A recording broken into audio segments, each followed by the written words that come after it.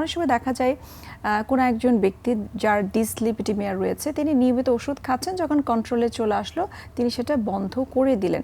তার ক্ষেত্রে তিনি যদি চান ওষুধটাকে বন্ধ করে দিতে, চাইলে কি তিনি পারবেন, নাকি তাকে সারা জীবন সেটা কন্টিনিউ করতে হবে? প্রথমত ওষুধটা সারা জীবন চালাতে বলি, আমরা ফলো আপে আসতে বলি। কারণ যাদের ফ্যামিলিয়াল ডিসলিপিডিমিয়া আর হাইপারলিপিডিমিয়া আছে তাদের আমি আগেই বলেছি যে 60% তৈরি করে লিভার, বডি ওন সেল, আর 40% আসে খাবার থেকে। যাদের 60% বডি থেকে আসে, জেনেটিক প্রবলেম আছে, তাদের কোলেস্ট্রল কখনোই ওষুধ ছাড়া কন্ট্রোল হবে না।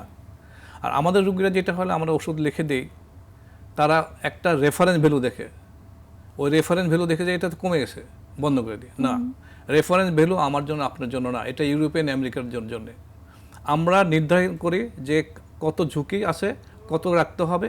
একটা হার্ট অ্যাটাকের পেশেন্ট, একটা স্ট্রোকের পেশেন্টের কোলেস্ট্রল, ব্যাড কোলেস্ট্রল, এলডিএল যেটা, কত রাখতে হবে। একটা যার বাইপাস হয়েছে তার কত রাখতে হবে। একটা diabetes, blood pressure, kidney disease আছে তাদের কত রাখতে হবে। একটা ইয়াং অ্যাডাল্টের কত রাখতে হবে। এবং যার যার হার্টের যে সমস্যা আছে তার কত, এটা আমরা নির্ধারণ করব। এটা আমাদের স্পেসিফিক গাইডলাইন আছে। যেমন আমি উদাহরণ করে বলি, যাদের বাইপাস হয়েছে, যাদের বাইপাস হয়েছে অথবা স্টেন্টিং রিং লাগানো হয়েছে, তাদের কোলেস্ট্রল সাধারণত এলডিএল আমরা 55-এর নিচে রাখি, এলডিএল কোলেস্ট্রল। কিন্তু রেফারেন্স ভ্যালু দেওয়া আছে less than 130, নট কারেক্ট। এটা আমরা গাইডলাইন সবাই কিন্তু ওই 130টাকেই মিন করে থাকে যে 130 এর নিচে আছে। পেশেন্টরা ওইটাই ভুল করে যে 130 এর নিচে নেমে গেছে অথবা 100 এর নিচে নেমে গেছে আমরা বন্ধ করে দেব। Is not. আমরা প্রতি বছর 3 বছর 4 বছর পর পরে কতগুলো গাইডলাইন বার হয়, সেটা American college of cardiology, European society of cardiology, এরকম Indian society of Australian society of cardiology, Asian society of cardiology একটা গাইডলাইন দেয় আমাদেরকে যে কার কত রাখতে হবে। যেমন একটা পেশেন্ট, ইয়াং অ্যাডাল্ট পেশেন্ট, তার ডায়াবেটিস নেই, ব্লাড প্রেশার নেই, তার 100 নিচে রাখলে হবে।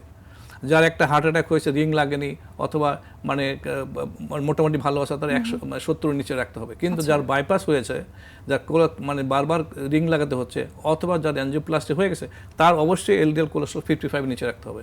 এটা রোগী বুঝতে পারবে না, বাট ওনারা রোগীরা যেটা করে যে নর্মাল ভ্যালুটা, রেফারেন্স ভ্যালু দেখে বন্ধ করে দেয়। না, আবার তারপরে যে সবচেয়ে বড় সমস্যা হলো যে কোলেস্ট্রল কিছু সাইড ইফেক্ট আছে। এই সাইড ইফেক্টগুলো জন্য আমরা বারবার আসতে বলি। কাউকে 6 মাসে একবার আসতে বলি, কাউকে বছরে একবার আসতে বলি, কাউকে 3 মাসে একবার, অনেকের আবার মাসে একবার আসতে বলি। কারণ সাইড ইফেক্টগুলো হয়ে গেলে তোকে কন্ট্রোল করতে হবে, ডোজ কমাতে হবে, ড্রাগ চেঞ্জ করতে হবে। সেই সাইড ইফেক্টগুলো আসলে কি কি স্যার? যেমন কমন সাইড ইফেক্ট যেটা হলো সেটা লিভার এনজাইমগুলো বেড়ে যায়, কমনেস্ট। তারপর মাসেল ব্রেকডাউন, মাসেল এনজাইম বেড়ে যায়।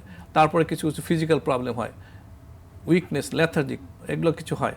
তারপর আর জিনিস যেটা হলো, আমরা কিছু কিছু ওষুধ দিই, স্ট্যাটিন। প্রথমে আমরা স্ট্যাটিন দিয়ে শুরু করি, অ্যাটোবাস্টাটিন, রোসুবাস্টাটিন, এগুলো দিয়ে শুরু করি।